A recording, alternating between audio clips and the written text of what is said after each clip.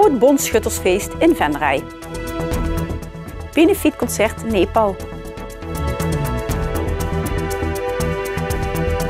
Het is vandaag 18 mei. Dit is het Pelemaasjournaal. Venray stond afgelopen weekend volledig in het teken van het bondschuttersfeest van de Schuttersbond Juliana. Schutterij Het Zandakkergilde Sint-Jan uit Venray nam de organisatie van dit schuttersfestijn voor haar rekening. Welkom in Venray, tweede hoofdstad van Noord-Limburg. Eens in de 7 jaar organiseert de Venrayse Schutterij het feest. Na de open dag op de Schuttersweide op zaterdag kon het publiek zondag in Venray genieten van een défilé waaraan 31 schutterijen en schuttersgilden uit Noord- en Midden-Limburg en Noord-Brabant deelnamen. Er was zelfs een schutterij uit Amsterdam aanwezig.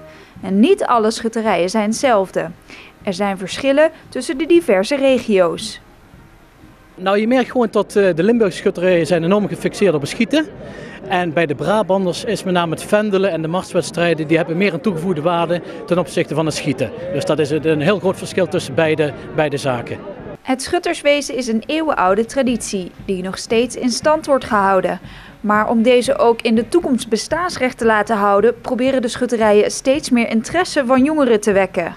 Nou, we hebben een heel apart jeugd- en jongerenbeleid opgericht, 6 jaar geleden, om echt daadwerkelijk de jeugd de kans te bieden om zich te ontwikkelen. Dat betekent gewoon dat wij jeugd vragen naar de mening en zeggen van wat zouden jullie anders willen. Wij als bestuurders kunnen dat niet gaan bepalen voor de jeugd en dat hebben we heel sterk gedaan. We zijn gegroeid in 6 jaar van 2 jeugdleden naar 21. Jeugdleden onder 18 jaar op dit moment. En dat is een heel goede zaak, want dat is onze toekomst. 2 jongeren die bij schutterij Het Zandakkergilde Sint-Jan actief zijn Michte en Romy. Zij vinden het leuk om mee te doen aan de activiteiten van de schutterij. Ja, we lopen allemaal optochten, we doen allemaal schuttersfeesten. En doen met de jeugd doen we ook altijd heel veel leuke dingen. Wat is er nou heel veel jeugd bij jullie? Ja, we hebben nu ongeveer 18 jeugdleden volgens mij. En hebben jullie zelf ook inspraak wat er allemaal gedaan wordt? Ja, we mogen zelf dingen ingeven zeg maar, die we kunnen gaan doen en zelf op ideeën komen. De schutterijen trokken met vliegend vaandel en slaande trom door het centrum van Venray. Tijdens het défilé op de Grote Markt presenteerden de deelnemers zich aan de wereldlijke en kerkelijke overheid. De inspectie en de optocht door het centrum vonden plaats vanaf het Schouwburgplein.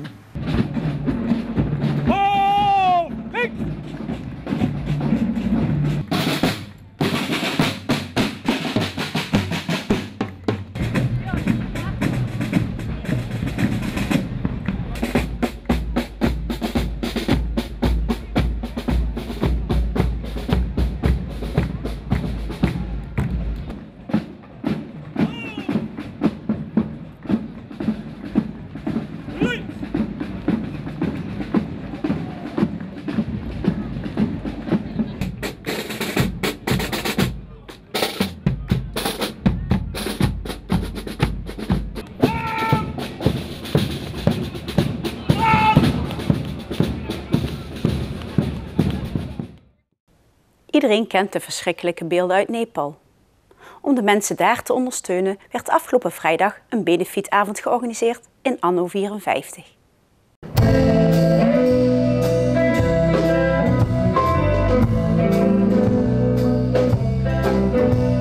We hebben sinds dinsdag 12 mei de schrik weer helemaal te pakken. Na 17 dagen dachten we dat het over was. De berichten via de media van wetenschappers en andere geleerden vertelden ons dat de kans op nieuwe schokken minimaal was. We hadden nog regelmatig naschokken die echter wel angst bij de mensen hield, maar de angst werd wel langzaam minder en minder. En we gingen er weer vertrouwen in krijgen dat de naschokken langzaam zouden verdwijnen.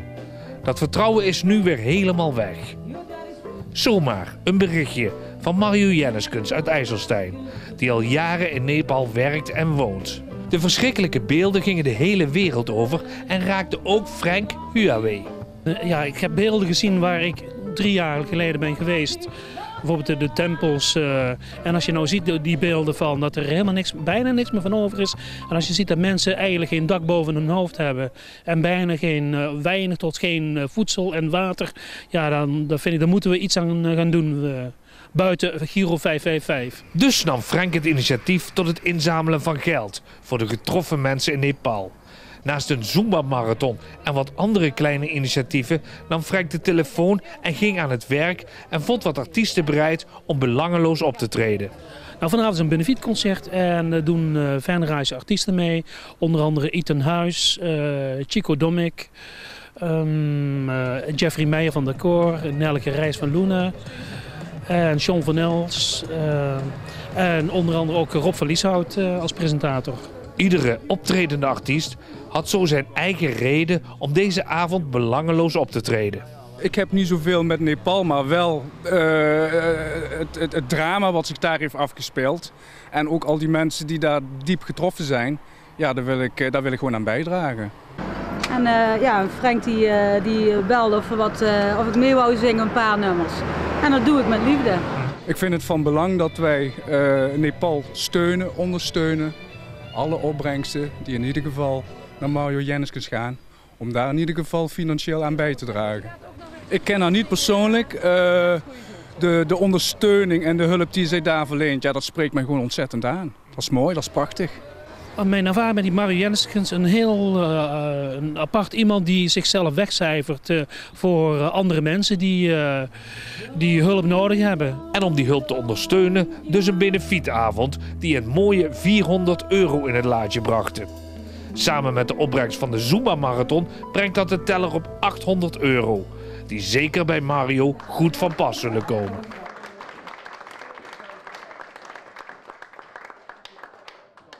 Tot zover dit Pelemaasjournaal.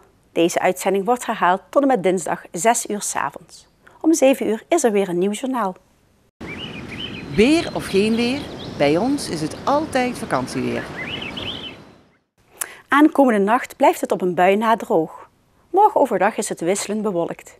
Er zijn veel stapelwolken en opklaringen. Tijdens zonnige perioden wordt het maximaal 16 graden. Vooral tijdens de middaguren zijn er een aantal buien, mogelijk met hagel en onweer. Ik dank u voor het kijken en heel graag tot de volgende keer.